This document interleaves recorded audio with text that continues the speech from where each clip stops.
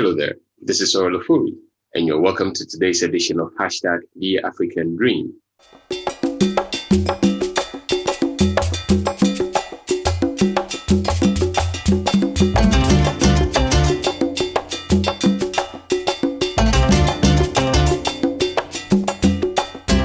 Edem is a freelance journalist based in Ghana. He's our special guest for today's edition. Edem has produced several documentaries focusing on illegal mining and other environmental issues.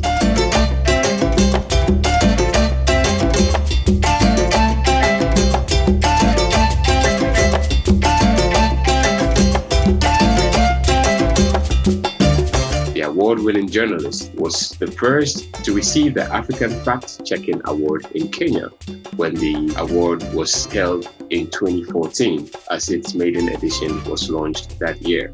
In 2019, Edem became a fellow with 100 Reporters, a United States-based media organization, and also a 2020 One World Media Fellow based in the United Kingdom.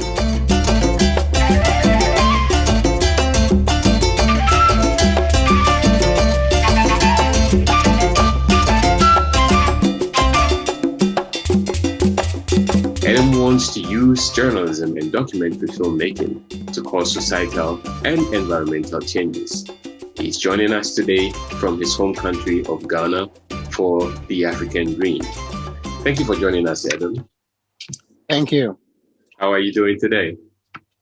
Yeah, I'm doing well. It's a pleasure. How about you? I'm doing okay. Now, tell us a bit more about yourself. So, if I should say more, I would say I attended Ghana Institute of Journalism, got a bachelor's degree from there, and then I worked as national service with Ghana Broadcasting Corporation in Bolga, representing the Upper East region, and also I worked for 3 years with TV Africa. It's a Ghanaian-based network. And then I decided to form my own company, which is known as 550 Production, where we do both social documentaries and corporate documentaries. Now, when did you start videography and basically started shooting aerial videos with drones? Okay, so I started making videos when I was at TV Africa, and because of my background, I was made the rural reporter. So they always send me to the rural areas to film, bring and air on the TV. So I think my first biggest documentary production was titled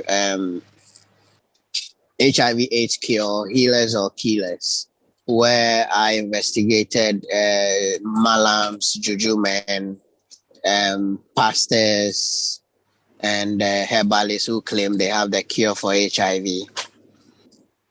So then when I left TV Africa, and that was in 2012, if I remember, June 4. So when I left, then I started doing my own things. And then in 2013, I made the documentary Trading Ghana's Water for Gold. So we can say that I started using drones from 2013.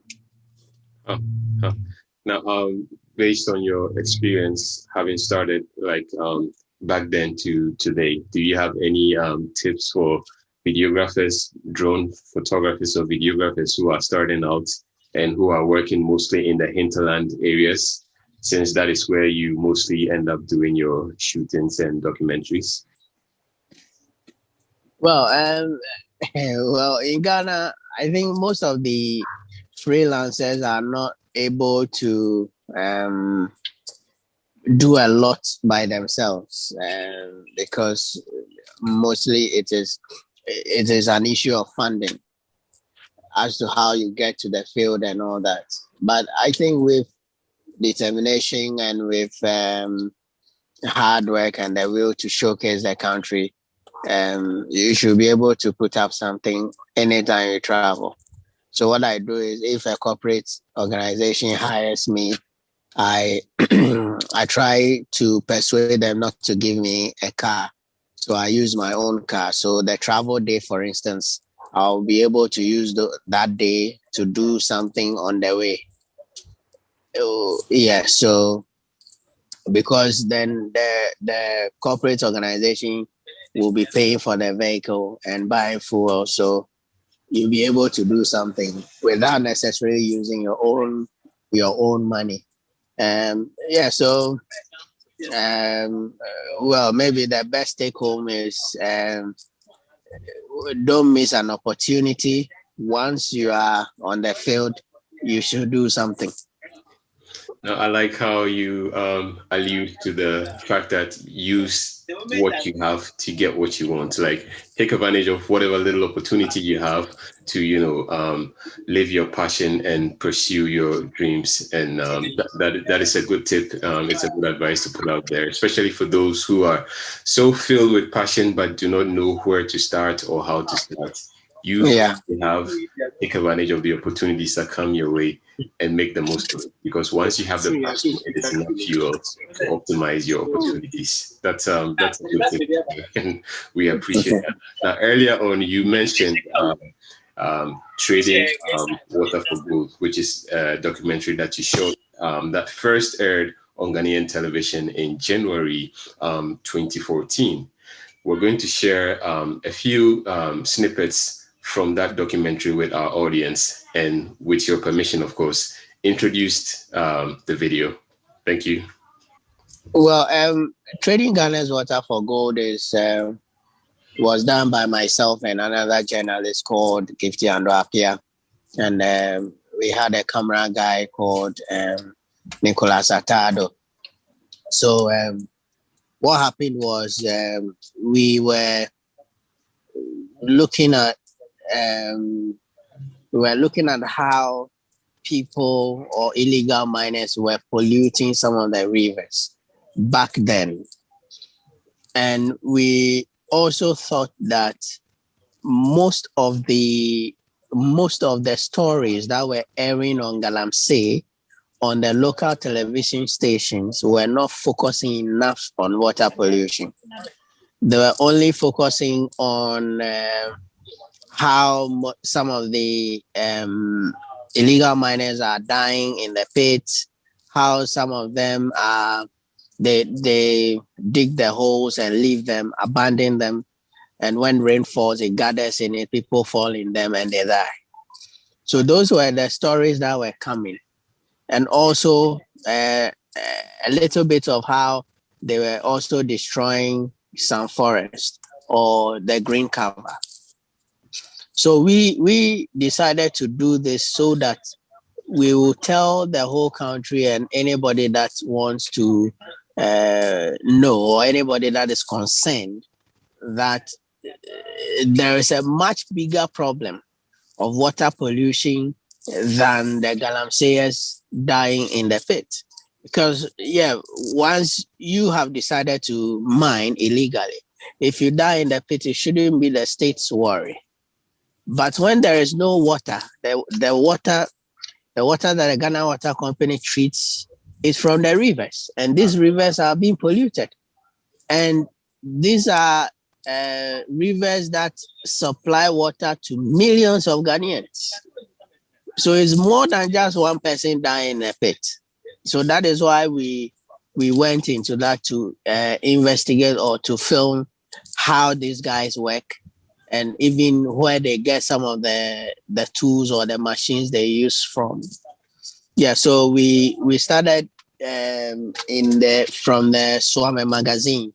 I don't know if you know that. In Kumasi, I believe. Yes, in Kumasi. Right. Yes, so and that is where they manufacture parts of the machine they put on the river. So that is where we started from, and then we went to the bushes. We went to the rivers, especially the Pra River and the Brim River, and that was what we found out that the pollution was very, very damaging. Well, folks, that was Edem Srem introducing his video, Trading Water for Gold. Enjoy the video, and we'll be back with you very shortly.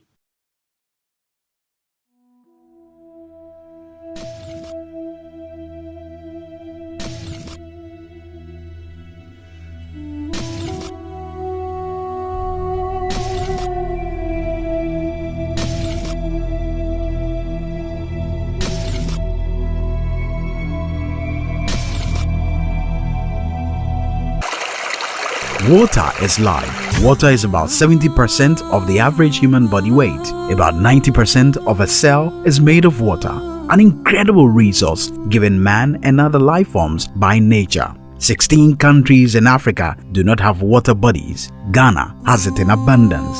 Sadly, an appreciable number of these water bodies in Ghana have been victimized. These water bodies have become prey to what operatives in the sector describe as alluvial gold mining. These sources of water have been rendered almost useless and dangerous to any life form. Today, some of the rivers which flourish with fishing have become veritable factory yards with a nameless locally made dredging boat. Manufacturers and users alike call it tu-tu-tu-tu-tu-tu. That's the sound it makes when it's set on water.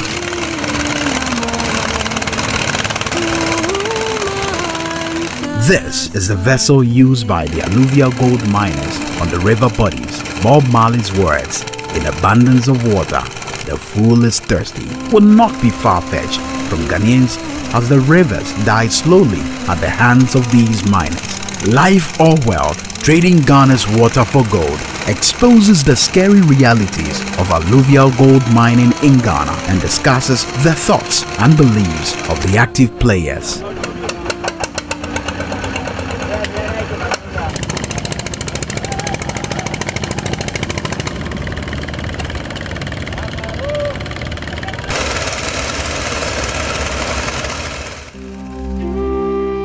Our journey of inquisition started in the Ashanti region. Swami Magazine inside Kumasi, home to Ghana's finest artisans and mechanics. Sales and manufacturing of vehicle spare parts are the most common activities here. With their skills, anything at all can be assembled, even guns. The debate as to how to nurture these skills to generate a national manufacturing hub has yet to be given any serious reflection.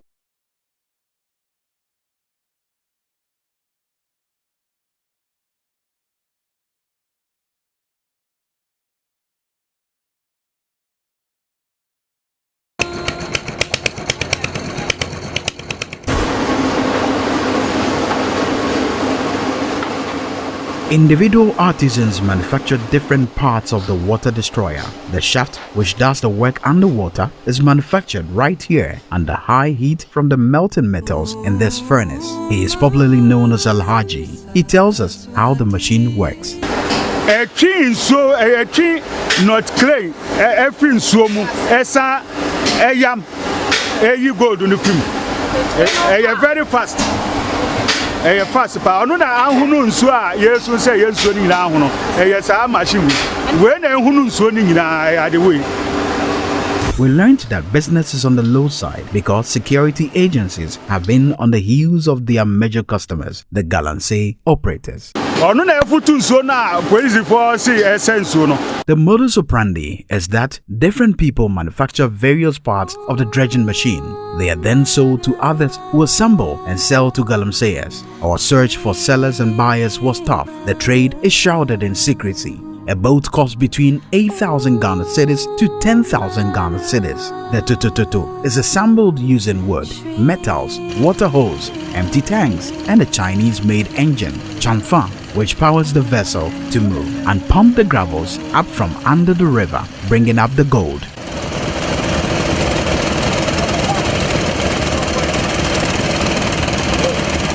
The destruction of the river bodies with alluvial gold begins when the Tutututu is put on the river as a complete floating vessel. A water hose interconnecting the long pole and the chamfang is held by young energetic men who shake it as it pumps the gravels up onto the carpet.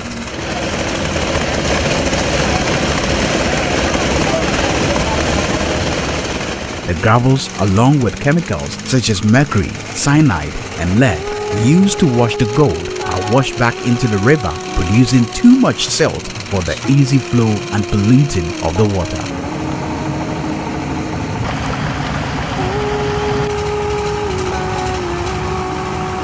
If water is indeed life, these illegal alluvial gold miners are choosing gold over life. Sources of drinking water to many are being polluted by chemicals and mud.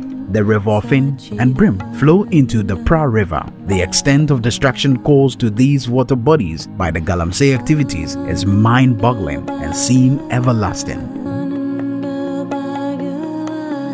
At Trifupraso, deep in the belly of the forest, we found footprints of an excavator. We followed about 1 mile, and far away from human activity, they were busily dredging sand and gravels from the river Pra. At Apiangwanta in the western region, we counted 200 of the Tutututu on the Pra River. Along with it comes serious noise pollution. The operators here do not agree that they are causing any harm to the water, with a blunt disregard for the hundreds of people who depend on this water to live.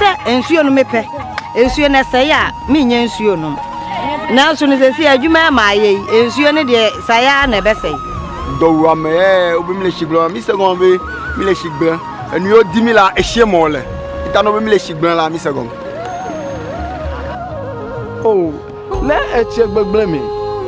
Galam same mansion, may Oshi Bagble, Merwo, a she bagbloom.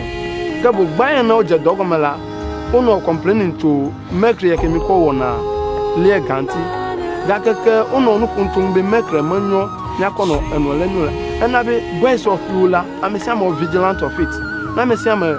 And make sure be made the Kamagaimo. Yet, an of baby award of a black and Mamleke Susola, Megaquetro Tomo. The reality is, these polluted rivers can no longer support fish and other aquatic lives. For the 3 days we spent on the waters of Trifupraso, only one daring fisherman was on the river.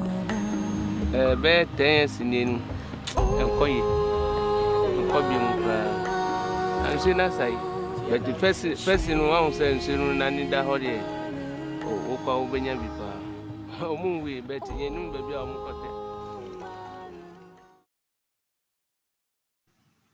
Welcome back, folks. This is Ofori, producer and host of your favorite human interest chat show, #The African Dream.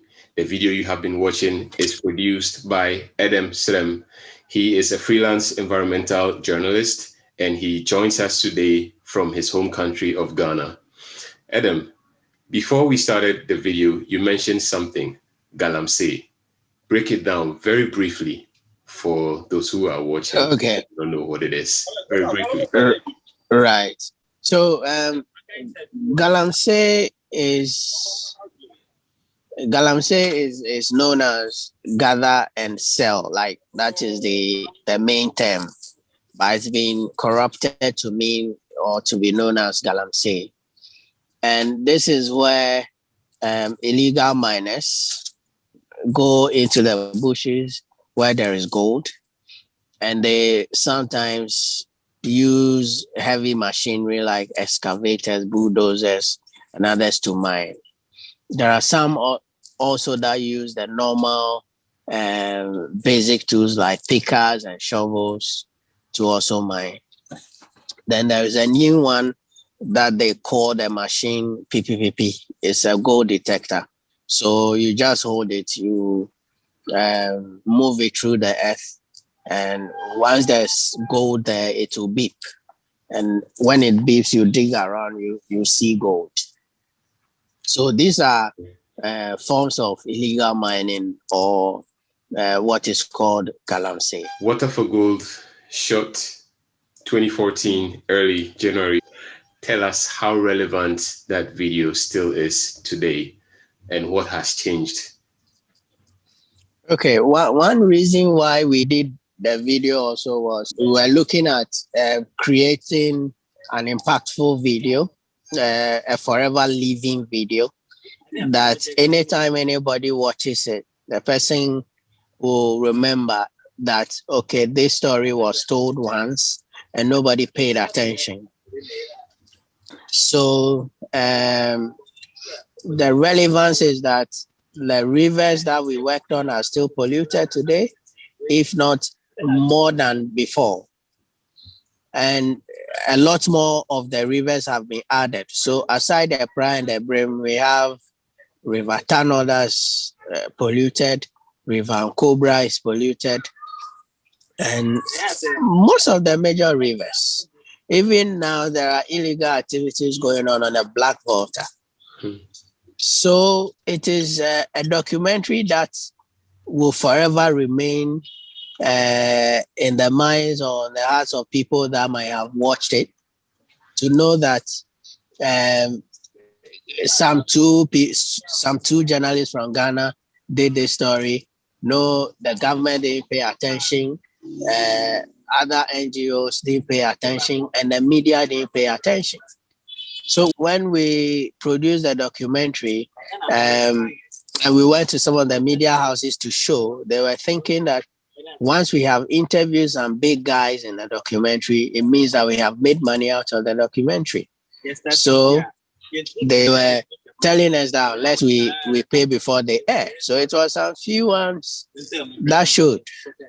And as I speak today, GTV still broadcasts this documentary. Even in recent times, in this 2021. Yes, because it is still relevant for the country and then the world. Well, thank you for making the time to travel into those very difficult parts of Ghana to highlight this story that does not receive the needed attention. It is rather unfortunate that we realize now in 2021 that a lot of these water bodies that you had mentioned earlier in your explanation are still heavily polluted. And it looks like as though Ghana might, if care is not taken, get to the point where we will need to import water. We'd like to tell our viewers how we got connected. We got connected through brother Kofi Afrikatu, whose photograph is shown on the screen. But I had to connected myself with Edem because he felt like Edem has a very unique story that needed to be shared. Today, God has been kind to found the opportunity to connect and share this video with you through this interview. Once again, thanks very much for your work.